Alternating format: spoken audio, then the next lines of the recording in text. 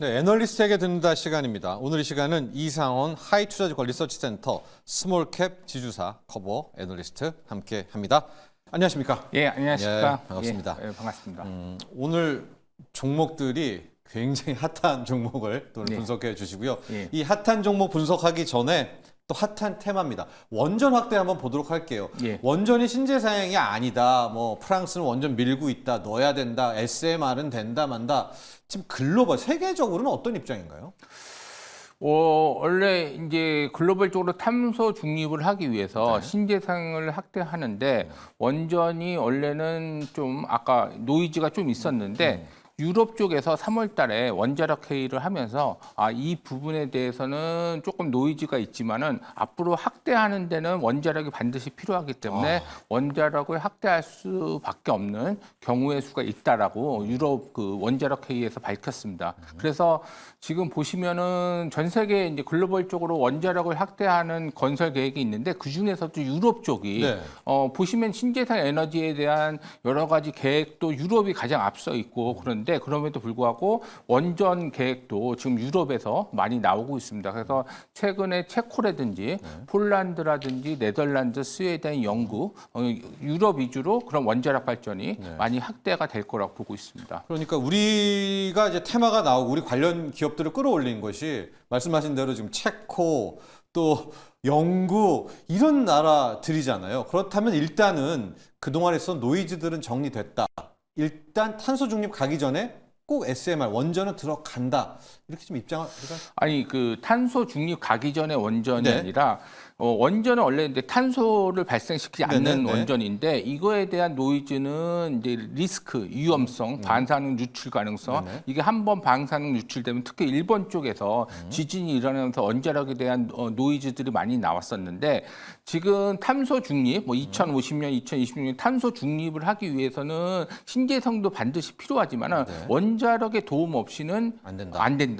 그렇기 때문에 오히려 탄소 중립을 위해서는 원자력이 좀 필요하지 않겠냐. 그래서 지금 이제 프랑스가 56기 정도 지금 원전을 활용하고 있는데 거기서 또 12기를 짓기 위해서 지금 계획을 하고 있습니다. 그러면 그만큼 유럽 쪽에서 또 인식의 전환이 있다. 그전에는 신재생의 부분에서 원자력을 타부시했는데 지금은 오히려 활용하는 쪽으로 가고 있다. 그렇게 보시면 될 것 같습니다. 자, 그렇습니다. 그래서 오늘 첫 번째 기업이 한전 기술인데요. 한전 기술. 한전자 붙은 기업들이 많잖아요. 한전이 일단 있고 한전 KDN, 한전 KPS, 한전 산업, 한전 기술. 한전 기술은 어떤 회사인지 먼저 좀 궁금해요. 한전이 붙은 거는 한국전력 자회사라는 뜻입니다. 네. 그래서 한전모. 그래서 한전 기술 같은 경우에는 저희가 이제 원자력 발전소라든지 화력 발전소를 질 때 설계가 반드시 필요합니다. 그래서 설계 엔지니어링 전문 기업인데 이 회사가 지금 중요한 이슈에 있는 건 뭐냐면 원자력 발전소의 거의 지금 100%는 이 회사의 설계로 지어지고 있습니다. 그렇기 때문에 이 원전이 우리나라에서 확대가 된다든지 아니면 수출이 증가된다든지 그렇게 되면 반드시 이 업체가 설계를 수행하게 해야 되기 때문에 뭐 여러 가지 이제 원전 수혜주라든지 거기에서는 단연코 가장 큰 수혜라고 볼 수 있습니다. 네. 가령 뭐 딱 콕 집어 말할 수는 없지만 6월, 7월에 우리가 뭐 우선 협상 대상자가 됐다. 체코에. 그럴 때 가장 먼저 좀 주목받는 회사가 한전 기술이다. 뭐 이렇게 그렇죠. 이해하면 될까요? 예. 예. 한전 기술 보니까 원자력 및 화력 발전소 설계도 하고요.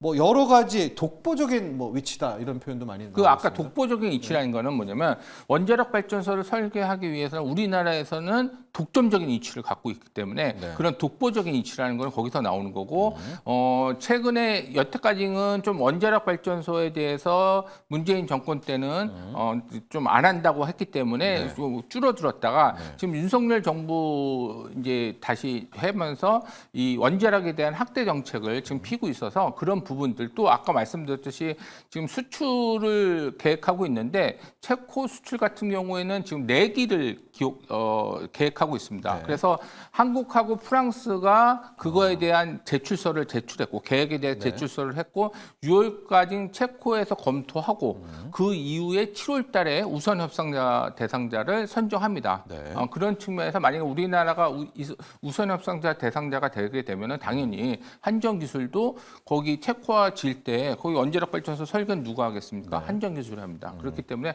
한전 기술에 대한 시장 확대성. 그러니까 중요한 거는 글로벌 확대로 우리가 수출의 가능성이 있게 되면은 한전 기술이 수입할 수 밖에 없는 그런 부분들이 있을 것 같고, 그다음에 또 하나 말씀드리면은 오늘 UAE 대통령이 네, 옵니다. 네. 1박 2일 일정으로.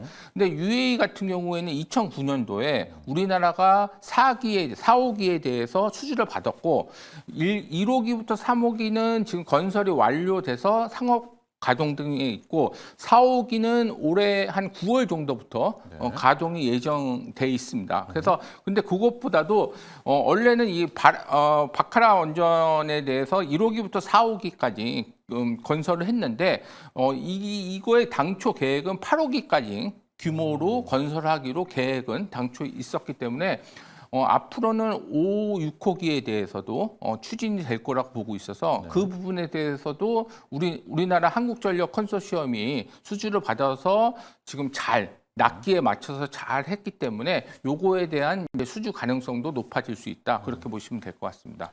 투자적 관점에서는요, 이런 원전 같은 재료들이 뜰 때 투자자 입장에서는 한전 기술이 가는 거야? 한전 KPS가 더 많이 가? 한전 KDN이가? 한전 산업이가? 이렇게 좀 헷갈릴 때는 뭘 봐야 되는 뭐 그런 팁 같은 게 있을까요?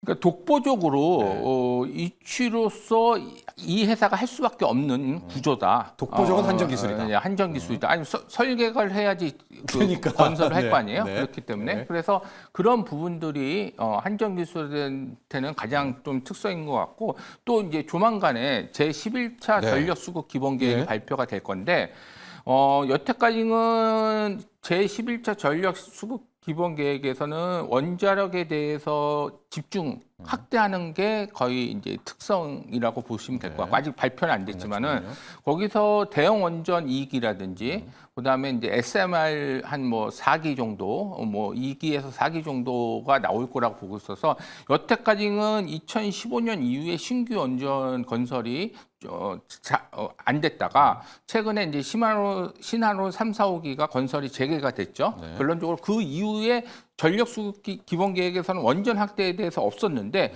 이제 11차에서 나올 거라고 보고 있어서 그 부분들도 국내 원전 확대에 가장 큰 수혜를 받으면서 한전 기술이 좀 돋보일 수 있다 그렇게 보시면 될 것 같습니다. 이 11차 전기본이 다음 달인가요?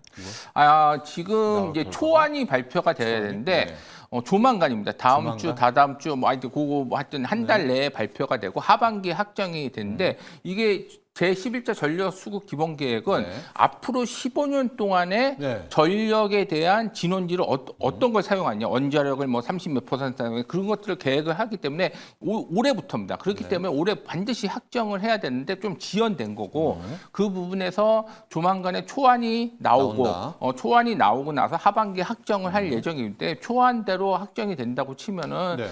원자력에 대해서 아직 발표는 안 됐습니다. 났습니다. 이제 산자부 장관이 계속 말씀을 했고 조만간에 발표를 한다고 했기 때문에 그런 부분들에 또 주목하시면 될 것 같습니다. 하나 재료 있습니다. 국내 재료. 11차 전기본 전력 수급 기본 계획입니다. 아마 6월 초까지는 초안이 나올 수 있다. 아직 일정은 확정되지 않았지만 그때나 모멘텀도 확인하시고요. 두 번째 기업이 현대로템입니다. 흑표전차죠. 현대로템. 네, 그렇죠. 어떤 K2 이슈, 전차. 어떤 재료가 있습니까? K2. 현대 로템 같은 경우에는 올해 실적이 사상 최대 실적이 될 것 같고 네. 거기에 원동력은 뭐냐면은 2022년 8월 달에 K2 전차에 대해서 폴란드항으로 180대를 계약을 했습니다. 그 계약으로 인해서 지금 매출이 인식하고 있는데 지금 이제 긴급 소요분이라고 해서 한국군에서 K2 전차를 기존의 현대 로템이 납품했던 거를 가져와서 여태까지 폴란드에 수출을 했습니다. 그 부분이 이제 인도 기준으로 매출이 잡혔는데 그게 올해 4월까지 뭐냐면은 이제 한국군에서 차입을 했으니까 당연히 돌려줘야죠. 근데 그런 부분들을 생산을 하면서 다른 부분들 K2 전차의 폴란드항의 매출이 예. 좀 지연이 된 부분이 있었습니다. 그래서 1분기에는 그런 부분들이 지연되면서 좀 실적이 예상치보다는 안 좋았는데 올해 2분기부터는 그런 부분들이 마무리됐기 때문에 예. 폴란드항으로 나가는 것들의 진행률이 본격화되면서 2분기도 사상 최대 실적이 나오면서 분기별로 거듭할수록 실적이 좋아질 거라 보고 있는데 참고로 올해 같은 경우는 쉬운 6대 정도가 진행률로 잡히면서 계속하고 내년도에는 96대가 나갈 건데 그것도 올해 하반기부터 진행률로 잡혀서 나가기 때문에 올해 실적 같은 경우는 사상 최대 실적이 나올 거라고 보고 있습니다. 그래서 첫 번째는 실적 측면에서 하나의 모멘텀 제로가 될 수 있고 두 번째 측면은 수주 측면인데 네. 지금 원래 이제 아까 말씀드렸듯이 2022년 8월 달에 180대를 계약을 했죠. 네. 계약을 했는데 그 계약 이후에 기본 계약이라고 그래서 800대 정도를 2026년부터 폴란드 항으로 나가자 그런 것들을 기본 계약으로 했습니다. 기본 계약이라는 거는 뭐냐면 계약금이 나와서 그 금액이 아니라 아웃라인을 그리는 계약이죠, 결론적으로. 그래서 180대는 정확히 금액까지 나오면서 지금 납품이 되고 있고. 그런데 그런 기본 계약의 또 핵심이 뭐냐면은 여러 가지 그 금융 지원 부분이 있었는데 수출입은행의 그 자본금 한도가 15조 개이 안 됐기 때문에 거의 15조의 40%를 활용할 수 있는데 그래서 2월 달에 25조로 늘어났습니다. 수은법 개정이 통과됐죠. 수은법 개정이 통과되면서 이런 것들 K2 전차의 폴란드 수출항이 협의가 될 수 있는 환경이 됐고 지금 같은 경우에는 지금 협의가 진행되고 있는데 800대는 너무 크니까 단계별로 진행이 될 거라 보고 있어서 처음부터는 180대부터 차츰 적용할 거라고 같아서 180대 정도가 올해 안에 좀 계약이 체결될 거라고 해서 그런 수주 모멘텀 플러스 또 루마니아로 지역을 확대하려고 하고 있는데 5월 13일부터 14일까지 지금 루마니아에서 K2 전차의 사격 여러 가지 트레이닝들이 보여줬습니다. 그렇기 때문에 그 단계가 뭐냐면은 수출하기 바로 전 단계가 K2 전차의 성능을 보는 단계거든요. 그래서 그런 측면에서 봤을 때는 물론 독일하고 경쟁을 하고 있지만은 루마니아의 수출 가능성도 있다. 그렇게 보시면 될 것 같습니다. 그러니까 현대 로템 같은 경우에는 확정이 된 매출이 있는데 이게 이제 뭐 국내 뭐 이렇게 하면서 재무제표에 좀 안 찍히고 있는 건데 이건 무조건 나오는 거 아니겠습니까? 예. 그러니까 이런 재료가 반영될 때는 한 번 더 뭐 주가 밸류업이라든가 또 제값을 받을 수 있겠다. 그리고 앞서 말한 것처럼 이제 800대라는 기본 아웃라인 이것도 있으니까 뭐 잠재는 호재네요. 예, 그렇죠. 이 재료 역시도 이렇게 보도록 하겠고요. 마지막 기업입니다. 어제 우주항공청 개청이 됐었는데 어제도 그랬고 오늘은 약간 좀 반영이 되는 것 같습니다. 우주항공청 개청 테마 2개 무인 발사체 또 하나는 저궤동 위성 항공인데 그렇게 시세가 우리가 기대했던 것만큼은 안 났던 것 같아요. 관련한 기업 인텔리안 테크 보도록 할까요? 인텔리안 테크 같은 경우에는 중요한 건 뭐냐면 지금 적외도 이성통신으로 활용하는 인터넷이 지금 거의 계약이다 시작하시면 될 것 같습니다. 그래서 스페이스 X라든지 원액 같은 경우에는 지금 계약으로 시작되는 단계인데 거기에 안테나는 예를 들어서 파라볼라 안테나 같이 접시 모형을 큰 거를 활용할 수는 없습니다. 네. 우리가 이제 활용할 수 있는 거는 편판화 안테나 같이 작은 것들 활용할 수 있는데 여태까지는 편판화 안테나에 대한 기술이 초고도의 기술을 요구하기 때문에 그런 것들을 만들기 어려웠었는데 스페이스X는 지금 만들었고 그 다음에 원앱으로 나가는 것들은 인텔리안 테크가 만들었습니다. 그래서 그게 만들었기 때문에 앞으로 저궤도 이성통신이 확대될 수 있는 하나의 기반을 만들었다 그렇게 보시면 될 것 같고 여태까지는 실적이 안 좋았는데 그 평판화 안테나를 만들면서 매출도 조금 지지부진했고 그다음에 그 비용들이 많이 발생됐는데 하반기부터는 원앱으로 시작해서 평판화 안테나가 매출이 많이 나갈 거라고 보고 있어서 실적 턴어라운드의 하나의 기반이 될 거라고 보고 있고, 보다 중요한 거는 앞으로 평판화 안테나 시장은 엄청나게 커질 겁니다. 왜냐하면 적에도 이성통신이 아까 제가 말씀드렸듯이 지금 계약이기 때문에 나가면 파라볼라 안테나로 가는 게 아니라 평판화 안테나로 갈 거기 때문에 그런 부분들에 대해서 인텔리안 테크가 1분기 실적 안 좋았고 2분기도 거의 뭐 BP 뭐 그 정도 나올 거라고 예상을 하지만은 3분기, 4분기부터는 턴어라운드의 기반이 될 수 있다, 그렇게 보시면 될 것 같습니다. 네, 인텔리안 테크 뭐 정지용 안테나 좀 하다가 이제는 평판형 안테나라는 새로운 모멘텀을 가지고 특히 우주항공청이 적에도 위성들 굉장히 가멸차게 밀어붙이지 않겠습니까? 관련한 호재까지도 함께 염두에 두시기 바랍니다. 자, 오늘 여기까지 하도록 하겠습니다. 이상원 애널리스트와 함께했습니다. 오늘 감사합니다. 예, 고맙습니다.